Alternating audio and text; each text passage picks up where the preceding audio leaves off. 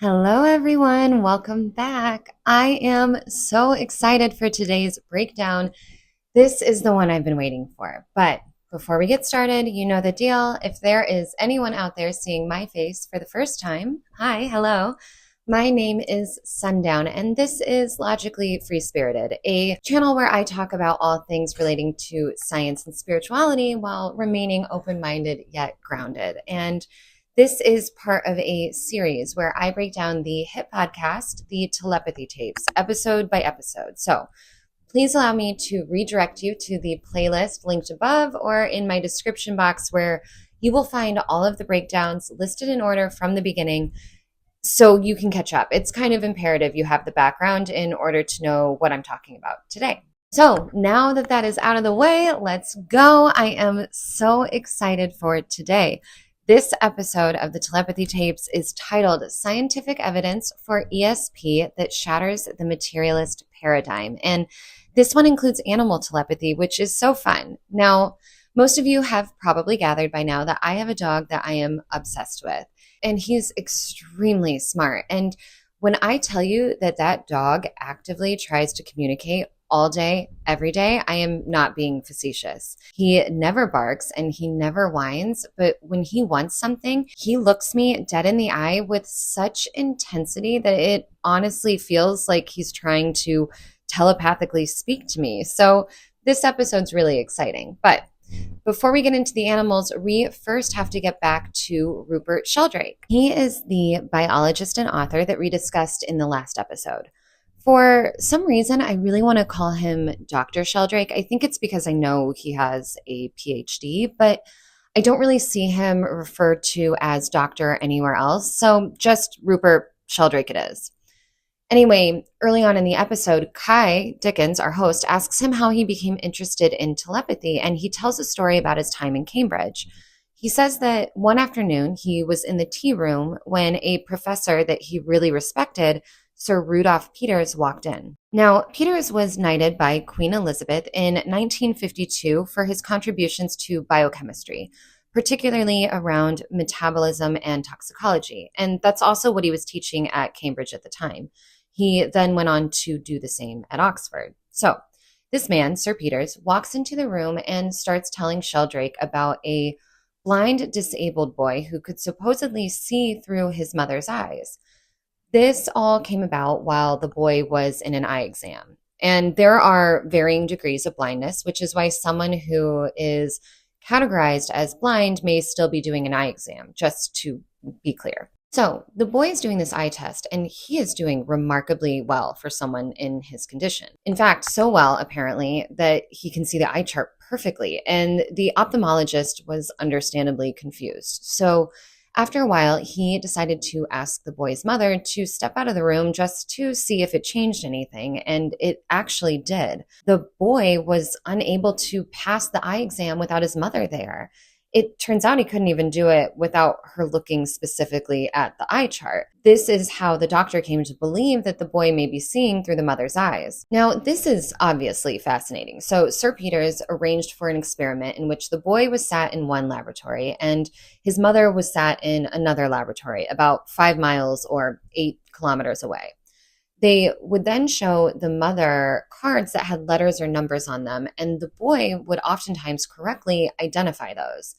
This was all apparently recorded on a tape recorder and took place in the 1950s. Unfortunately, I couldn't find any sources on this research that doesn't somehow trace back to Sheldrake himself, which to me is not ideal. But at the same time, I find it interesting that this study or story is what shifted Sheldrake's trajectory from traditional biology into more unconventional pursuits.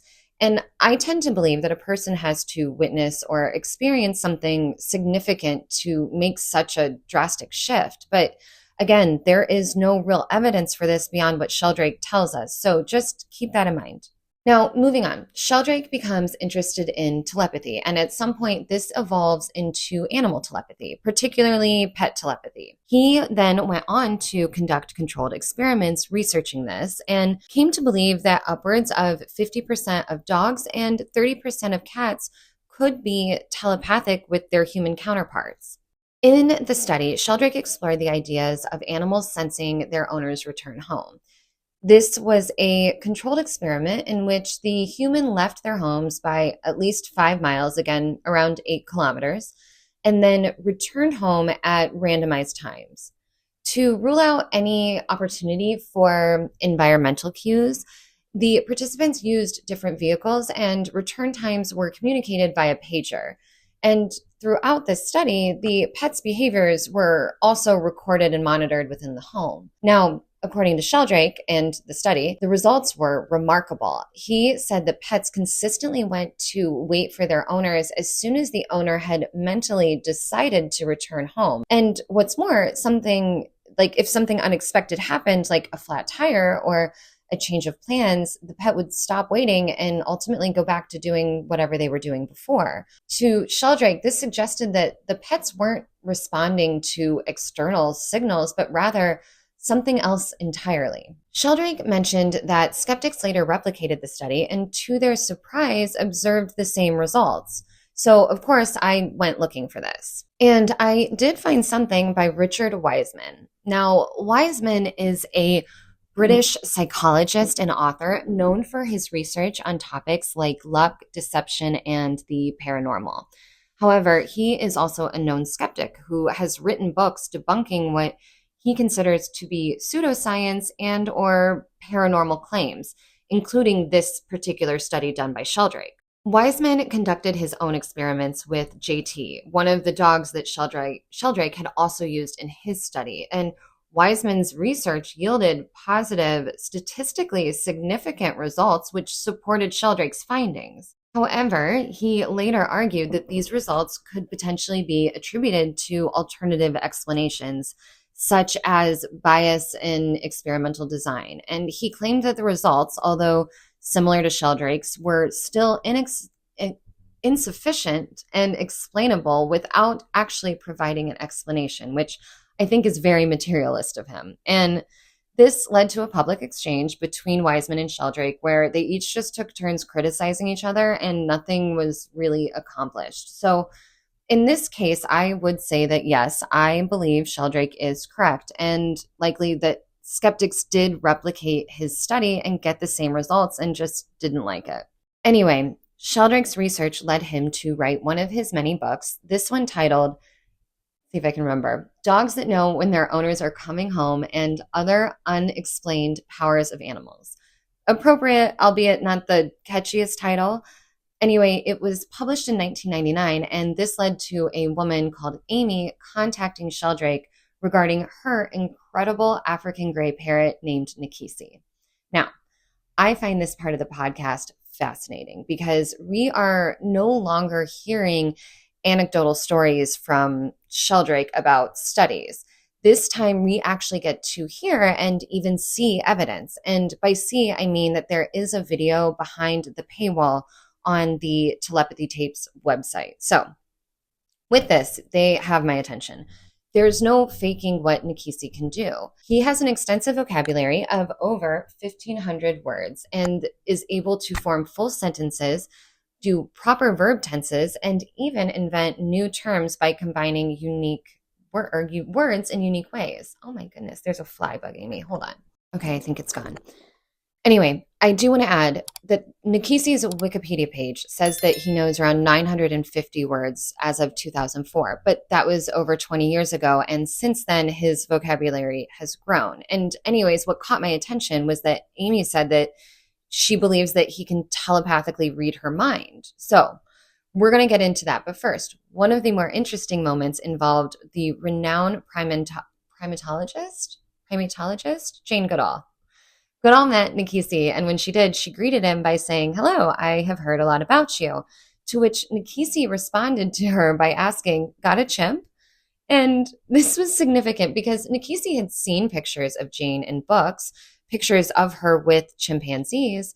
However, he himself had never used that word before this moment. And just in case you don't know who Jane Goodall is, please allow me to fangirl for just a moment. Jane Goodall is an absolute legend. And as I record this, her 91st birthday was just this past week. So if she somehow sees this, happy birthday, Jane.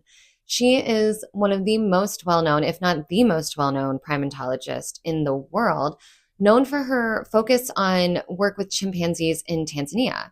She basically rewrote what we thought we knew about primates, proving that chimps use tools, have complex social structures, and experience emotions in ways that are eerily similar to us. And beyond that, she has spent decades advocating for animal welfare and conservation. So, cheers to you, Jane. She also played a really big role in studying primate communication, observing how chimps use vocalizations as well as body language to communicate. While she didn't train chimps in language like some researchers did with sign language, her work did help establish that primates have their own sophisticated ways of expressing thoughts, emotions, and even navigating social relationships and dynamics. So the fact that someone with Jane's experience in animal communication took such an interest in Nikisi adds another layer of credibility to the claims that we're going to talk about. Amy reported that Nikisi didn't just speak about whatever was happening in front of him at the present moment. Apparently, he would also discuss, or does also discuss, both past and future events, and even talks about things that are outside of his visual range. For example, let's say there is a purple balloon in the kitchen, but then Nikisi moves to the bedroom. However, later, Nikisi then starts talking about the purple balloon that he knows is still in the kitchen, even though he can't see it from the bedroom. All of this in addition to what I've already mentioned, which is that Amy claims that Nikisi can telepathically read her mind. So Sheldrake decided to investigate this, and he conducted a series of controlled experiments in New York to test Nikisi's abilities. This was in the year 2000, and the setup was very, very simple. A third party was given a list of a few hundred words that were in Nikisi's vocabulary, and they were tasked with finding photographs to accompany those words. Those photographs were then placed into separate sealed envelopes, numbered, and then shuffled. And all of that was done by the third party. So neither Rupert or Amy knew what could potentially be in the envelopes prior to starting the experiment. Nikisi was then placed in a room alone with the door closed, and Amy went into a separate room on a different floor, also with her door closed, about 55 feet away. Both Amy and Nikisi had cameras with time codes focused on them, and when the experiment started, Amy would essentially select and open an envelope, look at the photograph for exactly 2 minutes, which was indicated to her via a timer that would go off, and once that timer sounded off, she would put that photograph down and would pick up the next envelope and simply rinse and repeat. All of this was done silently on Amy's part. However, Nikisi had a lot to say about what was going on. I watched the video of Sheldrake speaking about this at the International Consciousness Conference in Albuquerque, New Mexico. And this is the video that is on the Telepathy Tapes website. It's really interesting. And it's not just Sheldrake talking about the experiment. Like I said, he actually shares the footage. Basically, in the video, the first photo we see Amy looking at is of flowers. And Nikisi in the separate room immediately starts talking about flowers. But remember, he's alone. And there's now a timestamp indicating that the bird is speaking at the same time that Amy is looking at these photographs. And beyond just talking about flowers, Nikisi specifically talks about photos of flowers. So actually needing a picture, not looking at them. And then he talks about needing to get a camera in order to take a photo of the flowers. So this bird in a room alone is not only realizing that his human counterpart is looking at flowers, but she's looking at a picture of flowers. And in order to do that, she would need a camera. I mean, I think that's incredible. And that's just the first one he shared. In the second photo, it was a picture of two people on the beach in which Nikisi said, "Look at my pretty naked body." And then there was a photo of a couple hugging. And then Nikisi said, "Can I have a hug? Can I give you a hug?" So now Nikisi wasn't always correct. Sometimes he didn't answer at all. And Rupert says that half the time he was shouting for Amy to come back because he didn't understand why he left her in the room alone, or him in the room alone. So they conducted 147 of these trials, and Nikisi correctly identified 23 of the photographs, which is just over 15%. And that may not seem like a lot, but when you consider what we're talking about, again, a bird alone in a room, speaking without any prompts or cues about images that his human is looking at in another room. 15% is statistically well above what we would expect by chance. And all of this research was actually later published in an article that I will link below. But as far as I can tell, Nikisi and Amy are still happy and healthy and doing well. And honestly, I would love to see them take part in another experiment.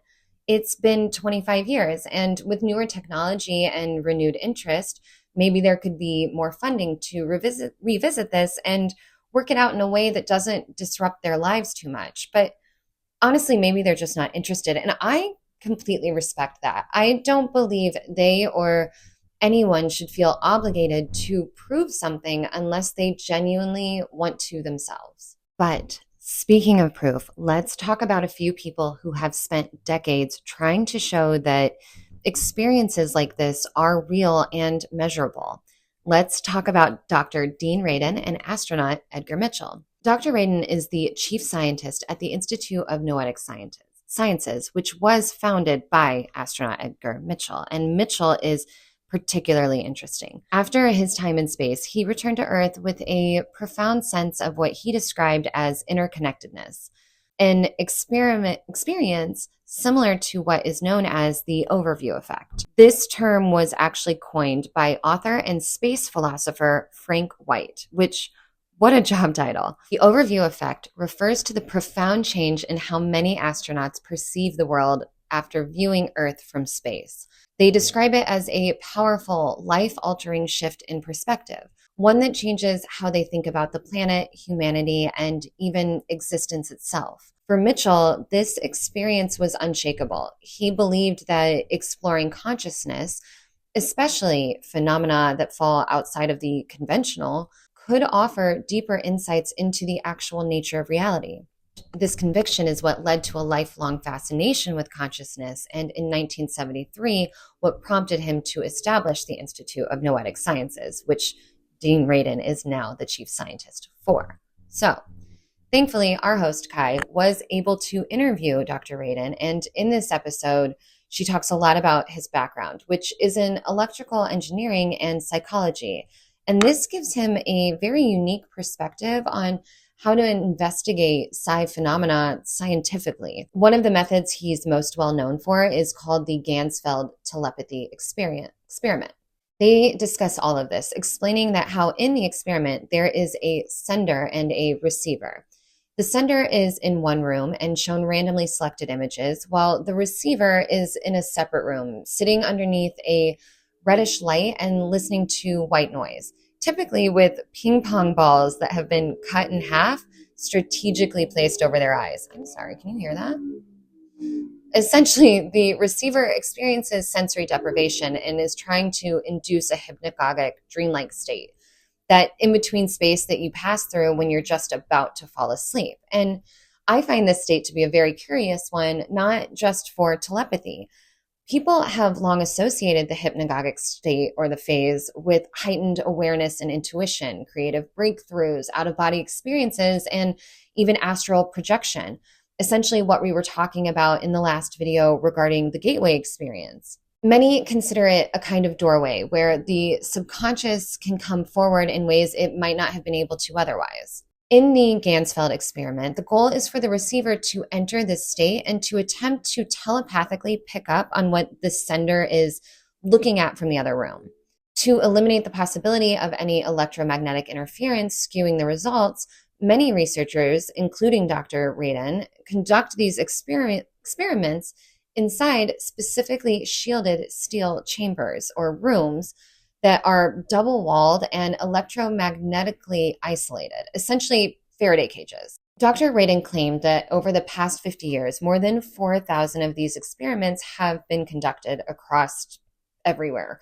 And across all the data, he says the hit rate, or how often the receiver correctly interprets the sender's message, hovers around 30%. And again, like before with Nikisi, although this is higher, it still may not sound huge, but again, statistically, this is very significant and above chance. Kai then mentions that this experiment had even been successfully done using submarines. So, of course, I went and looked for that, and what I found was a study conducted in the 1970s by Hal Puthoff and Russell Targ. And color me surprised because I am familiar with both of those names in a very big way, but had no idea that they had anything to do with this submarine experiment that Kai just briefly mentions. So let me indulge you for just a moment. At the time, Puthoff and Targ were affiliated with the Stanford Research Institute, or SRI, and the study was part of the US government's psychic research program known as the Stargate Project, and often called the inverse of that,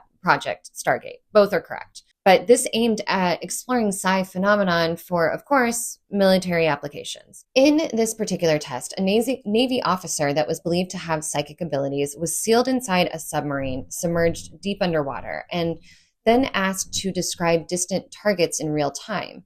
The targets ranged from locations to objects to scenes and were randomly selected by researchers that were thousands of miles away on land. And despite being completely cut off from electromagnetic signals or any kind of conventional communication, the officers' descriptions were reportedly accurate well beyond the chance, and in some cases, surprisingly specific. The goal was to determine whether remote viewing, essentially psychic perception of distant or unseen targets, could function under extreme sensory and environmental isolation. According to the researchers, it did. And I've linked a few resources below. So not exactly a Ganzfeld experiment, but there's still a direct correlation since both are exploring psi phenomenon. But the question remains, if many of these experiments are taking place in Faraday cages or deep underwater in submarines or in environments where electromagnetic interference is essentially ruled out, then what is left? How are they doing this? And Dr. Radin thinks that it may have something to do with quantum entanglement. So let's start with the word quantum. It refers to the smallest unit of something. In quantum physics, entanglement is the phenomenon where two particles, once linked, stay connected across any distance. They're linked in such a way that what happens to one may happen to the other in the same facet. Often the example cited is if one particle is spinning clockwise and the other particle is spinning counterclockwise, and you cause one of them to change directions, the other one will also change directions that way. Also, this doesn't matter if they're across the room or across the universe. So that's entanglement. And this connection happens so quickly that it seems to defy our usual understanding of space and time. I mean, the second one changes, it happens to another, and scientists can't explain how it works. They suggest that at the most fundamental level, particles can be deeply intertwined and connected in ways that we don't yet fully understand. Dr. Radin mentions that when it comes to understanding phenomena like telepathy or emotional connections, quantum physics might offer the only potential answer that doesn't violate what we currently know and believe about the laws of physics.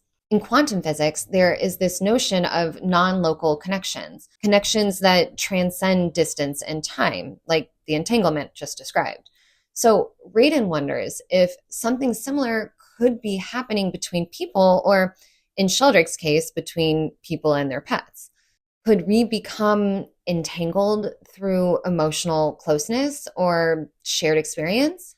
This idea isn't just a leap from physics to metaphysics. It overlaps with Sheldrake's theory of the mental field, which we discussed in the last episode. He suggests that minds can connect in ways that transcend the physical limits of space and time. Both Radin and Sheldrake propose that relationships and intentions might be key to how telepathic information is exchanged. And while these experiments are technical, the underlying theme is simple. Connection matters. Bonding matters.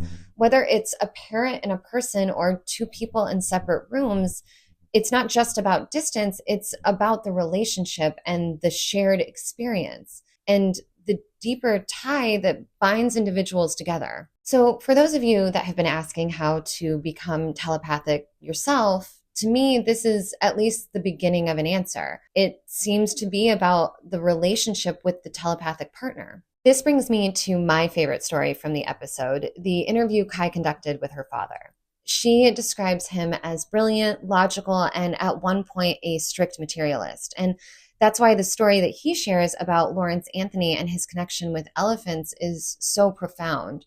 It underscores the point just made regarding quantum entanglement and the way that individuals can be linked, connected, or intertwined through deep, meaningful bonds. It speaks directly to the heart of what we've been discussing so far. Kai's father actually gets choked up as he tells the story of Lawrence Anthony, a South African conservationist who developed a rare, almost supernatural connection with elephants. In 1999, Lawrence rescued 9 elephants that had been marked for death because they were considered a threat to a nearby populated area. To save them, he moved himself into the wild, earning their trust and working with the elephants to relocate them to his game reserve. This understandably bonded Lawrence to the animals in a way that many of us could never imagine. Sometime later, Lawrence passed away unexpectedly from a heart attack. And just 2 days after this, his wife heard a commotion outside their home. She was stunned to look and find 21 elephants, 2 entire herds holding vigil outside their house. They had walked for 2 days and then stood for another 2 days, making distress signals and mourning the passing of their friend. And then every March 4th for the following few years, the elephants would again walk for miles and return to hold vigil outside his home. This account was widely reported and corroborated by credible sources, including outlets like the New York Times and various conservation organizations. Kai's father recalls learning about this in real time as it was happening and how it shattered his previous worldview. It profoundly impacted him, and I can understand why. He went on to ask the question that so many of us have. How did these elephants know? How could they have sensed something so deeply beyond the realm of human understanding? No one knows how these animals remembered the exact day Lawrence Anthony died, or why they continued to hold vigil for years afterwards. It's a testament to what must have been an unspoken knowing, a connection that went beyond the usual channels of communication. So again, it's reinforced that telepathic connections may be most likely to form between people and or animals who share a bond, one built on love, mutual respect, and a deep need for one another. It's as if these elephants sensed the loss of someone who had made such an immense impact on their lives and, by extension, the lives of the entire elephant population. Through some sort of mysterious connection, they made their way back to his home repeatedly in honor of this bond. So maybe the question isn't just how the elephants knew, but how we define knowing at all, which takes us straight into what scientists refer to as the hard problem of consciousness. In the podcast, Dr. Radin explains that in mainstream science, reality is often seen as a kind of pyramid in which physics forms the base, then chemistry, biology, psychology, and finally, somewhere near the top, you find consciousness. The prevailing belief has long been that these layers somehow arise out of the material world, meaning that consciousness is just a byproduct of biology. In this view, the brain generates our thoughts, feelings, and experiences the way a car engine burns fuel. When the brain stops, so do we. That's the materialist view. And for some scientists, it's a sign that we might be looking at things in the wrong way. Dr. Diane Powell, for example, offers a different perspective. What if the brain doesn't create consciousness, but receives it? Kind of like a smartphone accessing the cloud. In her view, some of us may have apps that others don't, like savants who seem to be able to download skills and knowledge that they've not previously learned. These aren't necessarily generated by the brain, but perhaps tapped into from somewhere else. This is part of a growing post-materialist movement in science, a push to rethink the assumption that consciousness comes from matter. People like Dr. Powell, Dr. Tarrant, Dr. Radin, Rupert, Sheldrake, and someone we haven't met yet, Dr. Marjorie Wollicott, are questioning that base level assumption. They're asking, what if consciousness is the foundation, not the endpoint? And questioning long held assumptions of the establishment is not something that ever goes over smoothly. In the podcast, Sheldrake talks about the open hostility researchers face when bringing forward data that doesn't fit the current paradigm. Smear campaigns arise, Wikipedia pages are changed, and at least in Sheldrake's case, his TED Talk was actually banned. And I'm going to tell you about that towards the end. The point is that to some, materialism has become a kind of fundamentalist belief system, what they often refer to as scientism, which is the idea that science can and eventually will explain anything and everything, and anything that it can explain is just simply nonsense. And there's a real cost to stepping outside of the system. Like with Dr. Powell, reputations are insulted and finances are gravely injured. This kind of work isn't just controversial, it's risky. Careers stall, funding dries up, and in some cases, people are effectively blacklisted. Still, a group of scientists saw enough value in these ideas to organize a formal movement about 10 years ago. Several hundred researchers came together and they drafted a manifesto for post-materialist science. Their argument was that materialism is no longer sufficient to explain the range of the human experience. That manifesto led to the creation of the Academy for the Advancement of Post-Materialist Sciences, which is also referred to as AAPS, and Marjorie Wollacott, who I just mentioned, is the president. Dr. Wollacott is a fascinating human. She spent 35 years as a neuroscientist and professor at the University of Oregon, deeply committed to materialist science, and she once thought that spiritual thinkers were weak-minded.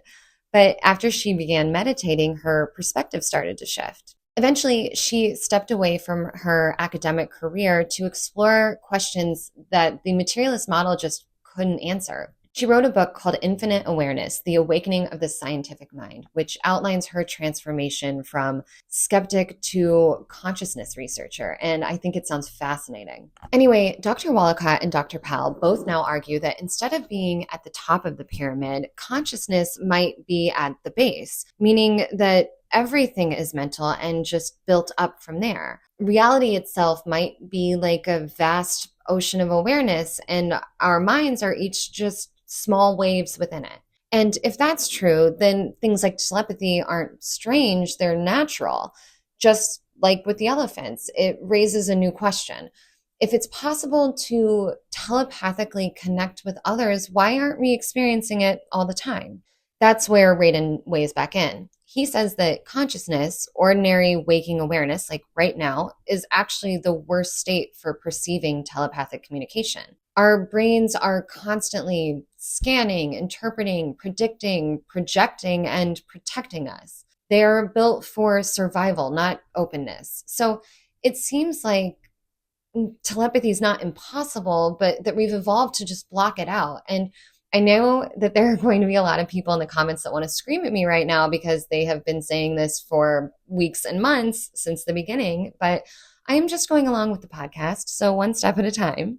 Anyway, this is why so many psi experiments need sensory deprivation, like the Ganzfeld technique. When our minds are overwhelmed with sensory input, our systems aren't available for anything beyond our immediate experience. When you quiet the brain, i.e. the goal of meditation, perhaps something else can slip through. And this might help explain why some people, often those labeled as neurodivergent, report more psi experiences. Kai and Dr. Radin talk about something called dissociative boundary, or the way that we mentally separate ourselves from others. If that boundary is naturally thinner for some people, they may be more in tune with the states of minds that others just block out entirely. I mean, perhaps that's akin to my experience with empathy, but there's more to this. I mean, here's the kicker. If consciousness is really the base of reality, then maybe that boundary is an illusion altogether, right? Maybe what they say is true and we aren't really separate. It's just that our survival requires us to believe that we are. Dr. Wollacott brings up cases of near-death experiences, people who have flatlined, left their bodies, and then come back changed in some way. She said that one of these changes that is known to occasionally occur includes telepathic abilities. Not just metaphorical ones like being good at reading people, but real, consistent, more tangible experiences of knowing what others are thinking. And this is not an ability that any of these people asked for. This isn't necessarily something that they want to have happen. It can be overwhelming, disoriented, and it impacts a person's sense of agency and personal boundaries in a way that is just very real. Kai brings up this idea. If someone dies and their consciousness is no longer tightly tied to their physical body, could they gain access to a broader field of awareness? And if so, and they return to their body, might they bring a bit of that awareness back with them? Things like telepathy. So then the question becomes, is telepathy less about developing a new skill and more about remembering an old one that has been buried under noise and fear and habit? That's what leads to this bigger idea. What if these so-called psi-phenomenon aren't strange at all? That's what leads to this bigger idea. What if these so-called psi abilities aren't separate at all? Raiden lists some of them out: telepathy, clairvoyance, precognition, retrocognition, psychokinesis, clairsentience, clairaudience, claircognizance, telekinesis. He suggests they're not isolated talents. They're all facets of one deeper thing, one underlying field, one source. Some call it consciousness, others call it universe, God, the Akashic records, energy. But whatever the language, the idea is the same. We're all drawing from the same ocean. It's just filtered through each of us differently. We shape it as we perceive it. And this might be why psi shows up in so many forms, not because it's fragmented, but because we each carry different filters, different fears, different levels of openness. Maybe psi isn't rare. Maybe it's just waiting for the right conditions. Like a herd of elephants showing up at your door on the anniversary of your death. Something that makes no sense unless it's part of something deeper we've just forgotten how to see. Or maybe it's always been there at the edge of our awareness, just waiting for us to quiet down enough to notice. So this brings us to the last thing I want to discuss: Rupert Sheldrake's 2013 TED Talk, The Science Delusion. Though this isn't really covered in the Telepathy Tapes, I believe it's worth touching on because it was banned and because Sheldrake plays such a pivotal role in this podcast. His work has a lot of weight in the context of the broader discussion and conversation, and therefore I think it's essential to examine all of this. In his talk, Sheldrake challenges what he sees as the 10 dogmas or assumptions of modern science. These assumptions, he argues, creates a default worldview that limits our way of thinking. Before we dive in, it is important to note that he also published a book under the same name, The Science Delusion, which is actually titled Science Set Free in the US, where he explores these ideas in depth. And he's given various talks on the topic under the same title, which are some are hours long, but for now, I'm just going to focus on the TED Talk. At its core, the science delusion critiques the belief that science already understands the nature of reality in principle. You may have heard statements like, "I don't believe in God, I believe in science." This reflects a shift where science is treated not just as a method for exploring the world through reason, evidence, and hypothesis, but now it's become a worldview, a belief system, again referred to as scientism. Sheldrake argues that these assumptions are deeply embedded into our education system, government policies, and societal institutions, shaping our default worldview. Though these beliefs are considered foundational, he insists they are worth questioning. Sheldrake's approach is to take these assumptions and turn them into questions, aiming to look at them more scientifically rather than just accepting them as truth. I'm going to go through these 10 dogmas or assumptions, but I want to clarify that they're not official. There isn't a rule book listing the 10 commandments of science. They're based on Sheldrake's experience and perception of the scientific community. I'm not saying this to invalidate or discredit this in any way. I'm just providing context for a more complete understanding. With that said, let's walk through them. Nature is mechanical, like a machine. Matter is unconscious. Sheldrake critiques this by noting the assumption that there's no consciousness in stars, galaxies, animals, plants, or humans if this theory holds true. The law of nature are fixed. This assumes that the laws governing nature have remained unchanged since the Big Bang. The total amount of matter and energy is always the same. This reflects the idea that energy can neither be created nor destroyed, only transformed. Nature is purposeless. This denies any inherent purpose of nature or the evolutionary process. Biological heredity is material. Everything you inherit is tied to your physical genes. Memories are stored in your brain as material traces. Despite this belief, no one seems to fully understand how memories are encoded in the brain.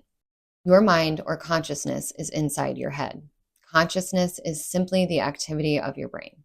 Psychic phenomena like telepathy are impossible. Thoughts and intentions can't affect anything at a distance. Experiences of telepathy are dismissed as coincidences, misinterpretations, or wishful thinking.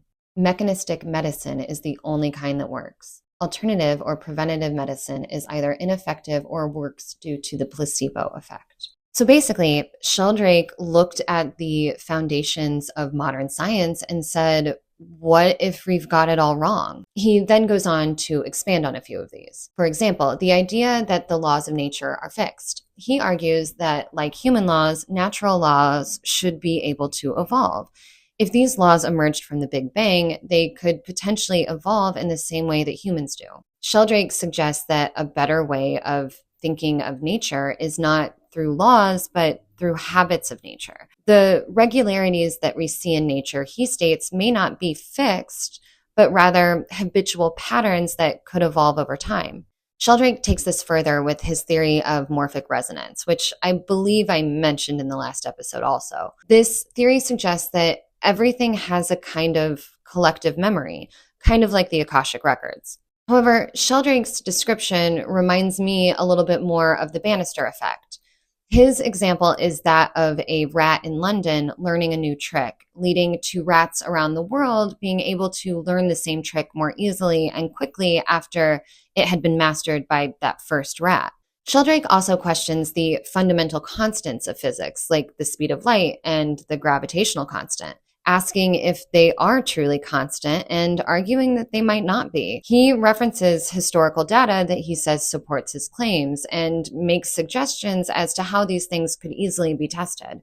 It's really interesting and worth a watch, and if I had more time, I would have loved to actually done the research and fact check everything he was saying. Finally, he touches on the nature of consciousness, bringing into the fold his theory of the mental field. Again, he hypothesizes that the mental field could extend beyond our physical bodies and impact and interact with other mental fields, even at great distances. Again, a nod to quantum entanglement.